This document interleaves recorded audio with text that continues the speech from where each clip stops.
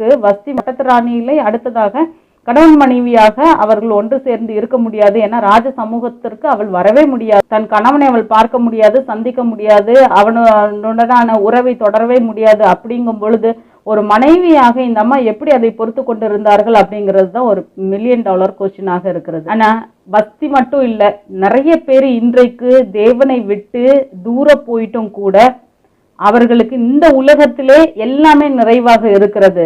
வீடு கட்டியாச்சு, பிள்ளைங்களுக்கு கல்யாணம்லாம் ஆயிடுச்சு, செட்டில் ஆயாச்சு, எல்லாமே நிறைவாக இருக்கிறது. அப்போ அதுவே போதும், தேவனுடனான உறவு இருந்தா என்ன இல்லைன்னா என்ன அப்படின்னு சொல்லிட்டு இன்றைக்கும் இந்த உலகத்திலே வாழ்ந்து கொண்டிருக்கிற நிறைய பேர் இருக்கிறாங்க.